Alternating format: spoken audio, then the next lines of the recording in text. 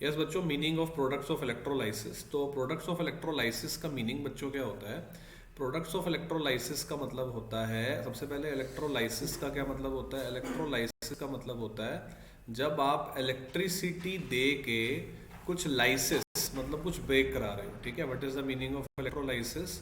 When you are passing electricity, when you are using electricity to carry out some breakdown, okay, to carry out some breakdown, some dissociation I should say, ठीक है ना। तो electricity दे के जब आप कुछ dissociation करवाते हैं ना बेटा, तो ये जो काम होता है ना पूरा, ठीक है, it happens in, it requires electrolytic cell. इस ये इलेक्ट्रोलाइटिक सेल में ही होता है। इट रिक्वायर्स इलेक्ट्रोलाइटिक सेल, ये इलेक्ट्रोलाइटिक सेल में ही होता है। और इलेक्ट्रोलाइटिक सेल क्या होता है? Electrolytic cell is a device which converts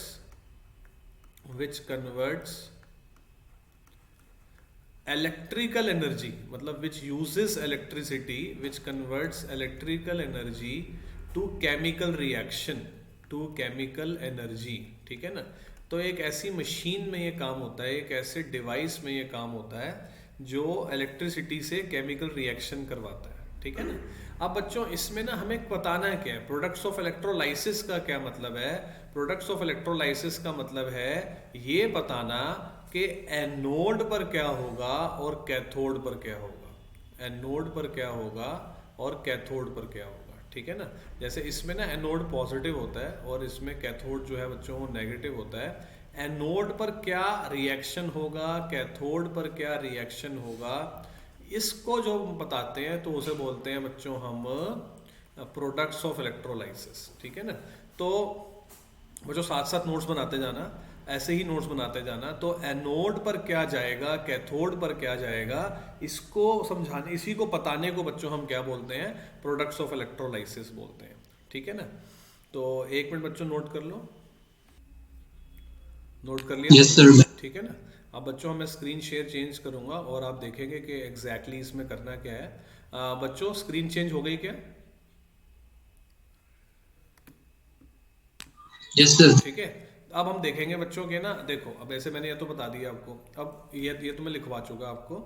now सबसे पहला केस लेते हैं बच्चों, केस वन, ठीक है ना।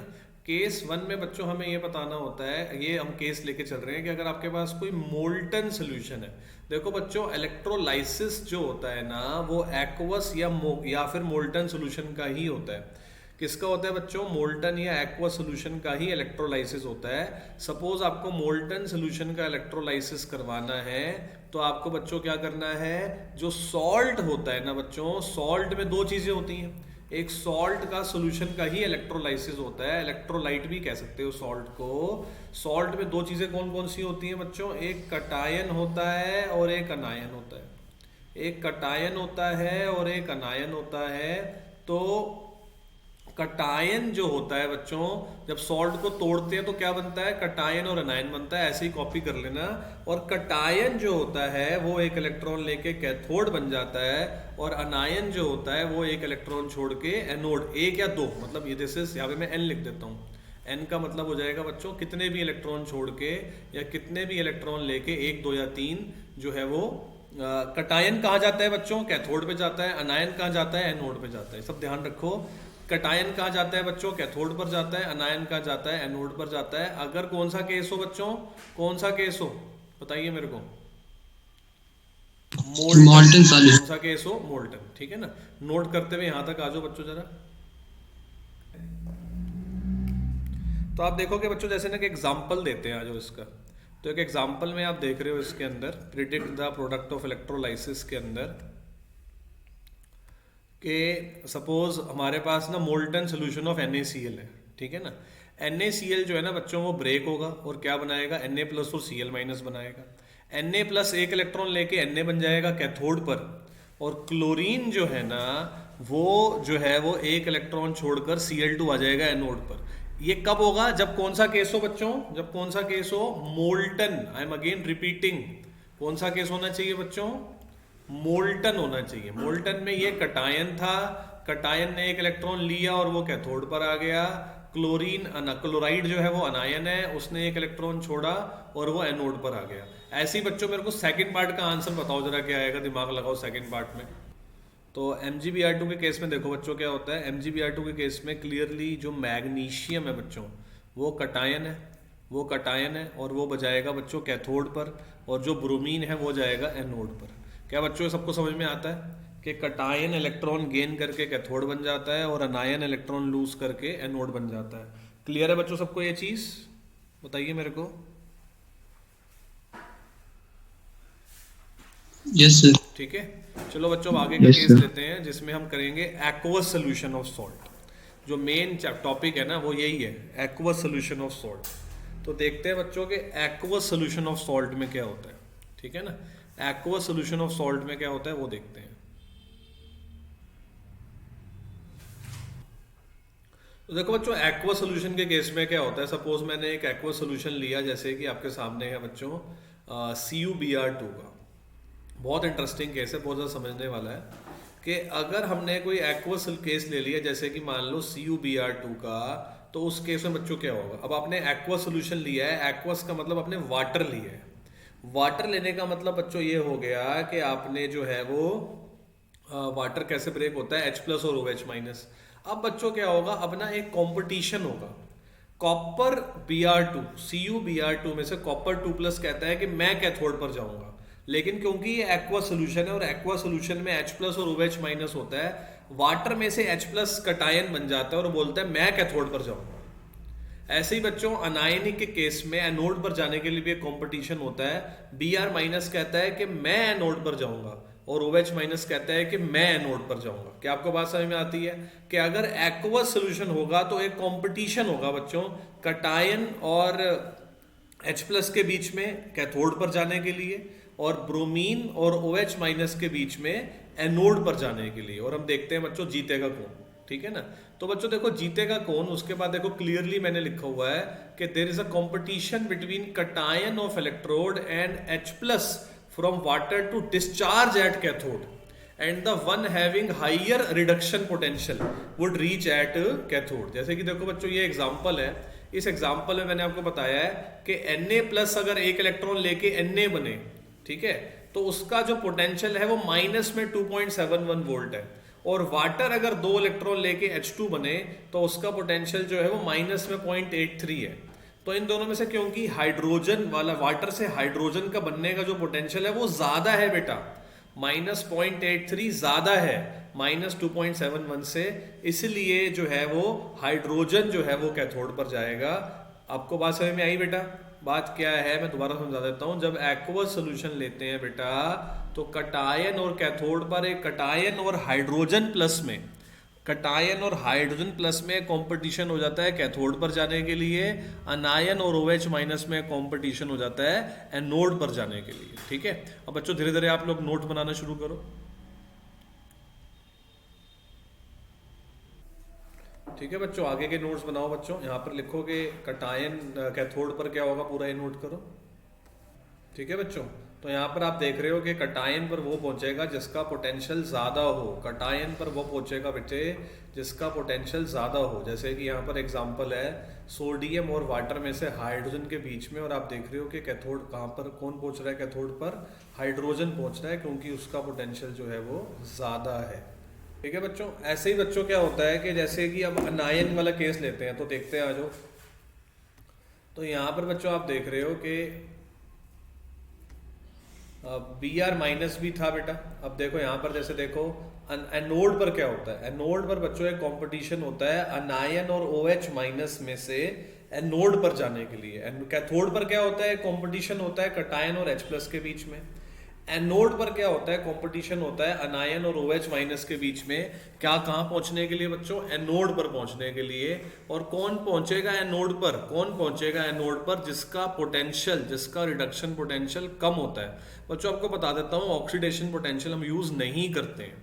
तो एनोड पर जाने के लिए there is a competition between anion and OH- to discharge at anode, and the one having lower reduction potential reaches at anode। तो आप देखो बच्चों इन दोनों के अंदर, ब्रोमीन और वाटर के अंदर, ब्रोमीन ब्रोमाइड होता है, Br माइनस ब्रोमाइड होता है, जब वो Br2 बनता है तो बच्चे -1.09 का पोटेंशियल है, और जब हाइड्रोज वाटर से ऑक्सीजन बनता है इलेक्ट्रॉन लूज करके तो पॉजिटिव में 1.23 का पोटेंशियल होता है। तो ऊपर लिखा है जिसका लोअर हो, यानी कि ब्रोमीन जो होगा ना बच्चों वो पहुंच जाएगा कहाँ पर, एनोड पर। ठीक है, ब्रोमीन कहाँ पहुंच जाएगा, एनोड पर। ठीक है ना। तो बच्चों एक बार आप इसके नोट्स बना लो जरा, कैथोड और एनोड पर क्या जाएगा, यही इस टॉपिक का क्रक्स होता है। ठीक है बच्चों, तो आप देखोगे कि इसके अंदर जो है वो, अब आगे की बात देखते हैं कि जो है वो कैसे इसमें क्या होगा। ब्रोमीन जो है बच्चों उसका कम था, तो ब्रोमीन जो है वो पहुंच जाएगा कहाँ पर, एनोड पर पहुंच जाएगा। ठीक है ना, ये देखो, ठीक है ना, जो है ब्रोमीन जो है वो एनोड पर पहुंच जाएगा क्योंकि उसका कम है। अब बच्चों एक क्वेश्चन इसके ऊपर ऐसे आएगा, predict the product of electrolysis of NaCl।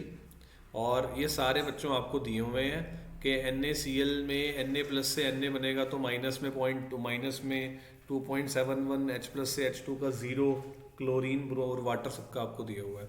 ये बहुत ज़्यादा इंपॉर्टेंट क्वेश्चन है बच्चों, पहले क्वेश्चन नोट कर लो जरा, पूरा पूरा क्वेश्चन नोट कर लो जरा आप लोग।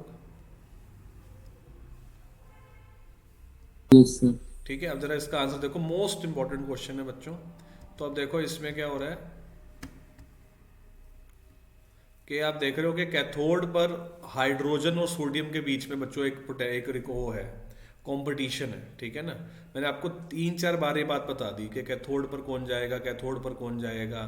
तो देखो बच्चों कैथोड पर जो है वो हाइड्रोजन और सोडियम के बीच में था, और जीतेगा कौन, हाइड्रोजन, क्योंकि हाइड्रोजन का पोटेंशियल ज़्यादा है। ये नोट करो जरा। तो क्वेश्चन तुम्हारा समझ लो, क्वेश्चन क्या है, NaCl का जब कराएंगे इलेक्ट्रोलाइसिस तो क्या होगा।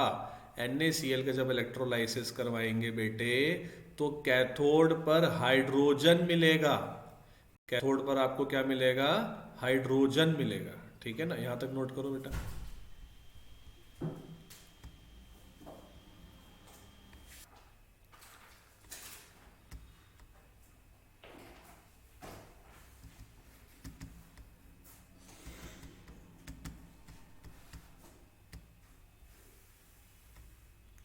तो अब देखते हैं बच्चों के ना, ये हो गया हमारा कि कैथोड पर हाइड्रोजन जाएगा और पूरा रिएक्शन को लिखा जाएगा ऐसे, क्योंकि वाटर से OH माइनस भी बनेगा।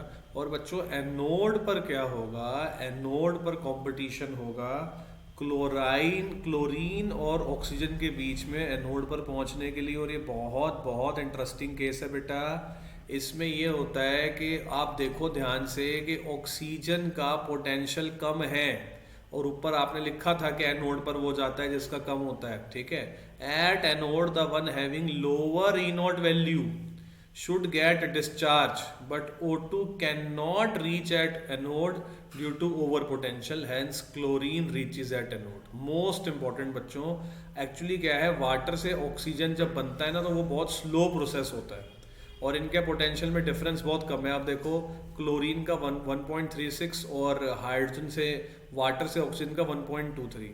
तो वाटर से ऑक्सीजन ना बहुत स्लो बनता है, इसलिए ये वाला प्रोसेस जो है बच्चों प्रेफर नहीं हो पाता, और क्लोरीन जो है वो एनोड पर पहुंच जाता है। ये एक एक्सेप्शनल केस है क्लोरीन और ऑक्सीजन वाला, वैसे कोई टेंशन नहीं होती, जिसका कम होता है वही एनोड पर जाता है। तो बच्चों हमारा क्वेश्चन था कि NaCl के एक्वस सोल्यूशन का इलेक्ट्रोलाइसिस करेंगे तो क्या होगा बच्चों। उसका आंसर है कि कैथोड पर तो हाइड्रोजन जाएगा लेकिन एनोड पर क्लोरीन जाएगा बेटा। ठीक है, ये पूरा नोट कर लो।